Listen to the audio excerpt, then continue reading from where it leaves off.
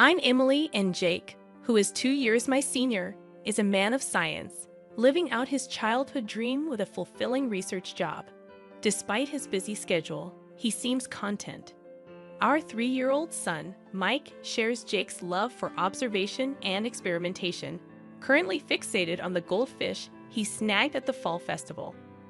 Meanwhile, our 1-year-old daughter, Sarah, is a delightful eater with her adorable chubby white cheeks, bringing comfort and joy to our household. Life is generally good for our ordinary family, except for one recurring concern: dinner. Just as I was trying to soothe my crying daughter and finish preparing dinner, the doorbell rang. Without hesitation, my mother-in-law walked in, a frequent visitor around this time, enough for Mike to hardly glance away from the TV. "My goodness, fried food again," she exclaimed, expressing concern about its impact on Jake's stomach and the grandkids. Mike, however, loves it. My mother-in-law swiftly took charge, offering a creamy vegetable stew and minestrone, enough to last for at least 3 days. As she set the table, my spirits sank at the sight of the mostly carrot and cabbage-filled stew. Interrupting my thoughts, she insisted I pack up the food she brought. Despite its lack of appeal, wasting food was not an option.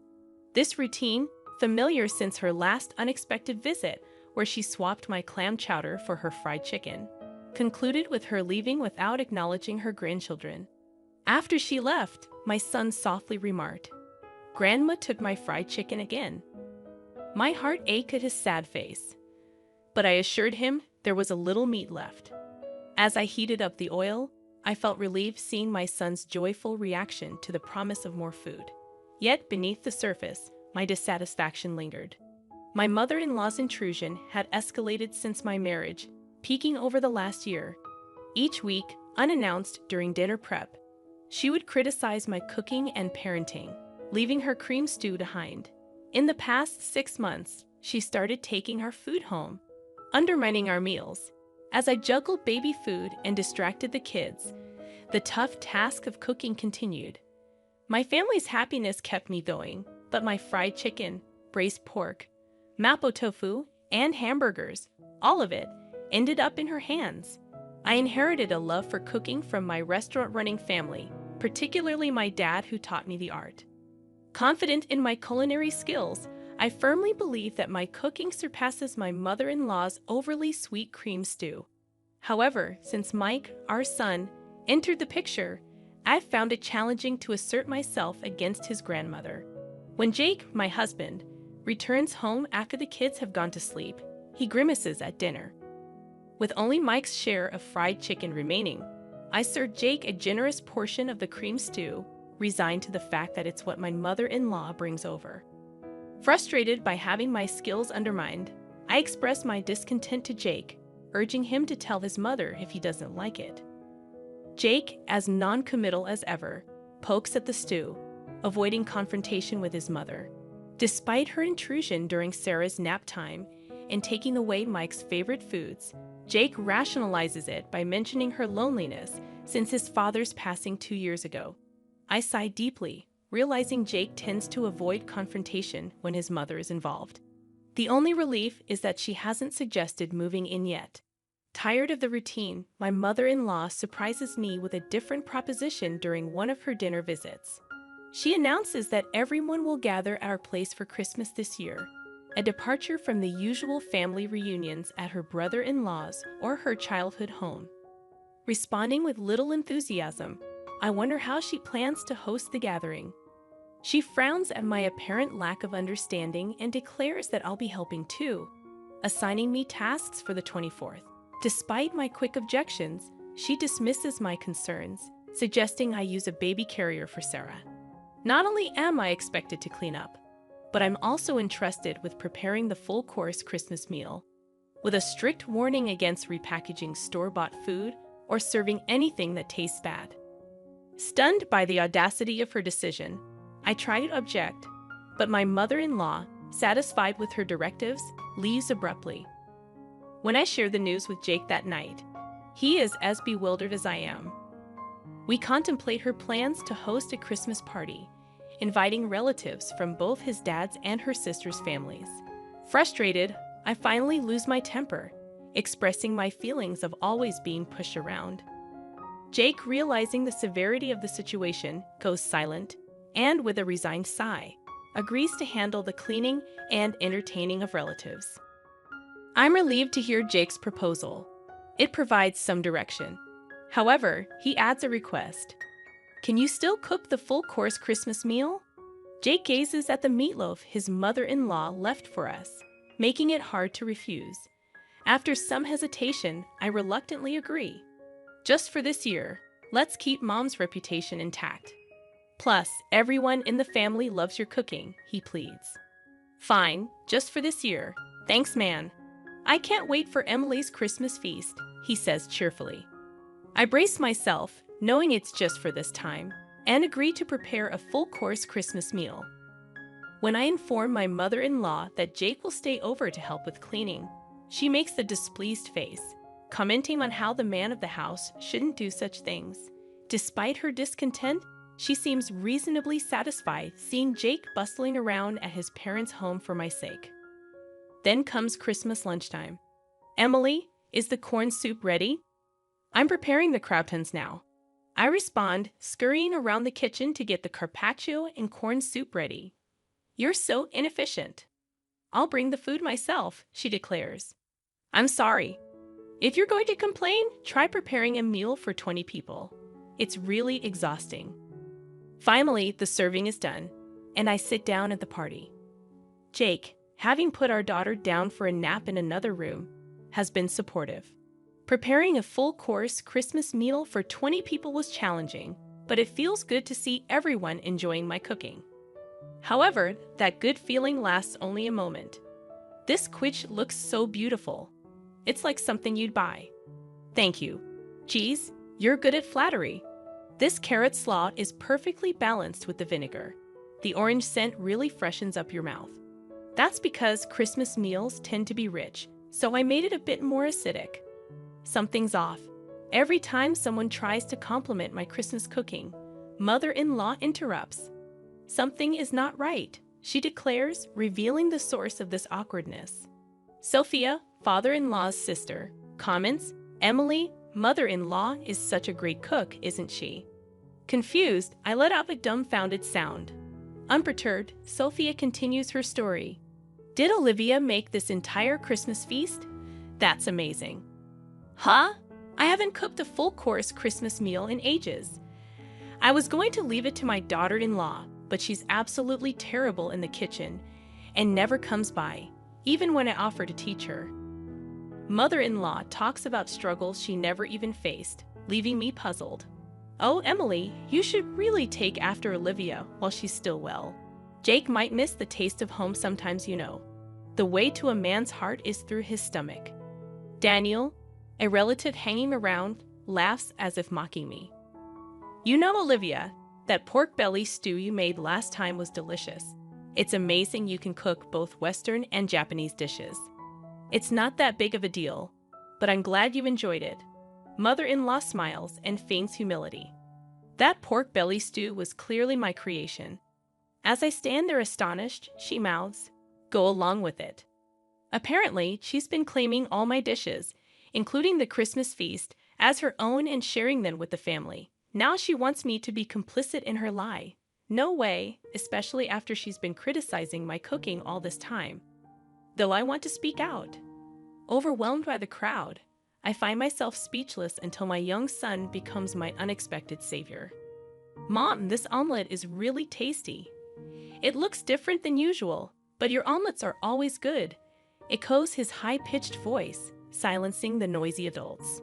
Sophia, perhaps out of kindness, attempts to cover for my son, saying, "Oh, Mike, this is actually what your grandmother made." Astonished, my son responds, "Huh? But it's tasty, so it's got to be Mom's omelet." Grandma's omelet is super sweet and gritty. It doesn't taste good. He passionately insists, gesticulating wildly, leaving the adults exchanging puzzled glances. Panic ensues, and the mother-in-law tries to intervene, saying, "Emily, don't teach the child to lie."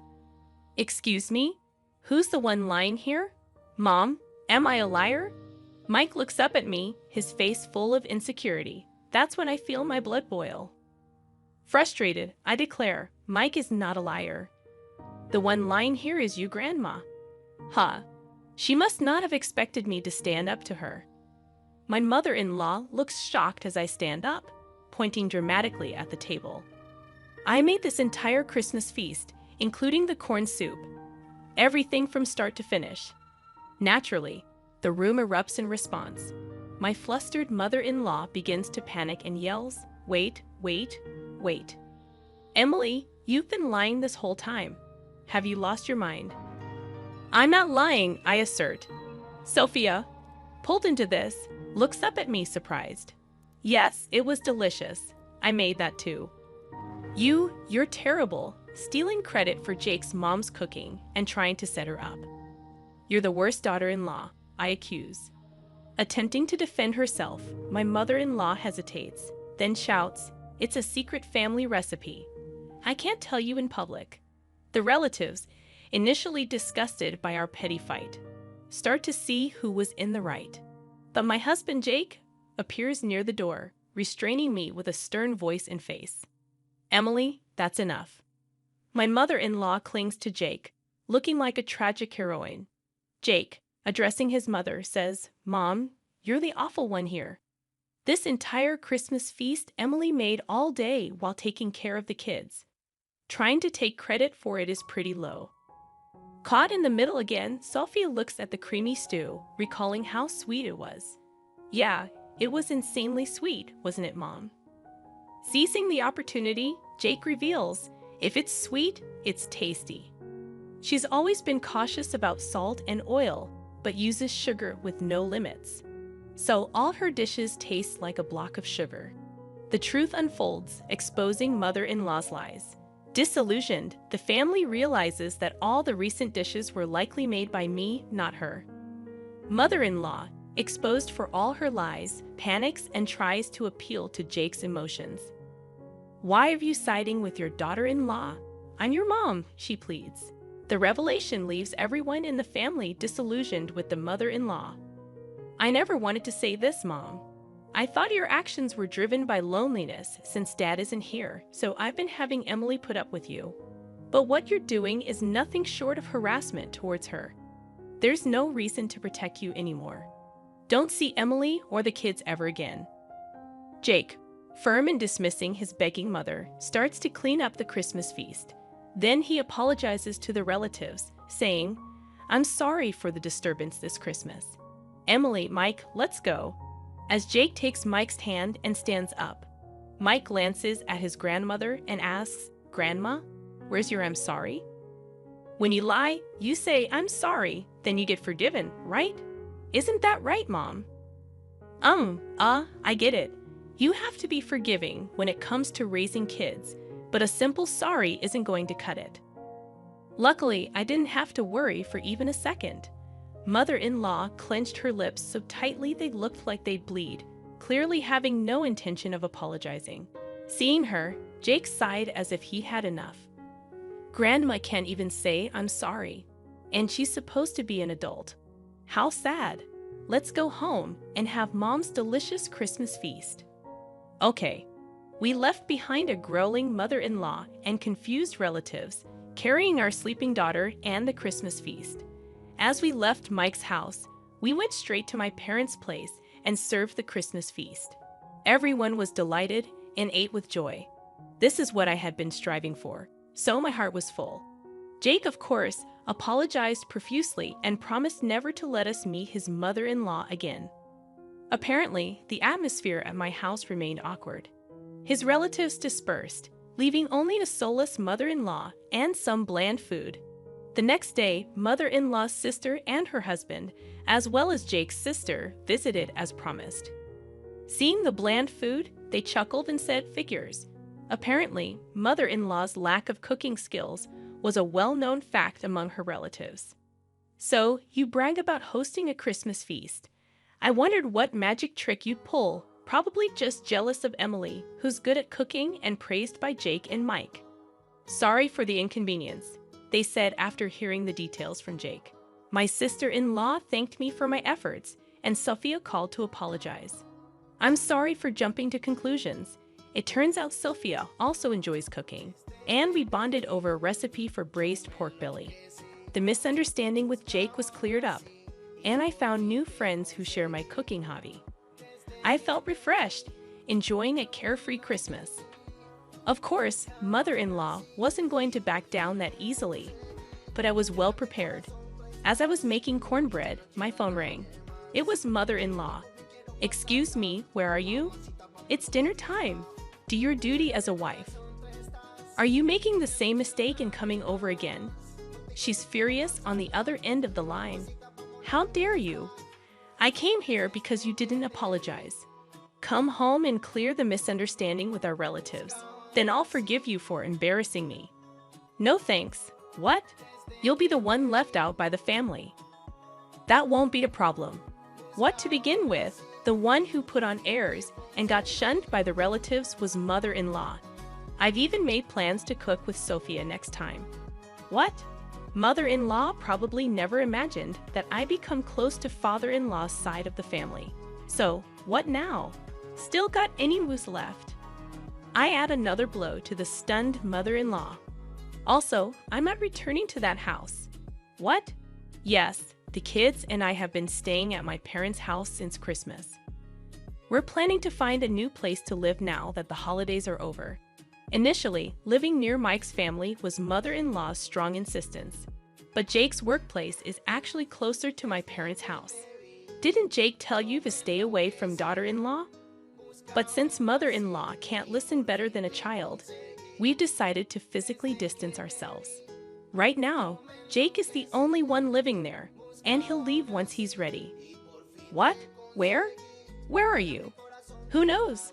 You think you can get away with not cherishing Jake's mom? Yes, because Jake and sister-in-law have forgiven me. It's okay. Well, wait. What? Thank you for everything so far, mother-in-law. I'm so happy I'll never have to see you again. Goodbye. Wait a minute. With a bit of a laugh, I hang up on mother-in-law, who's screaming like a villain in a superhero show. Then I block her number to make sure I never have to hear her voice again. 2 years later. Mom, what's for dinner today?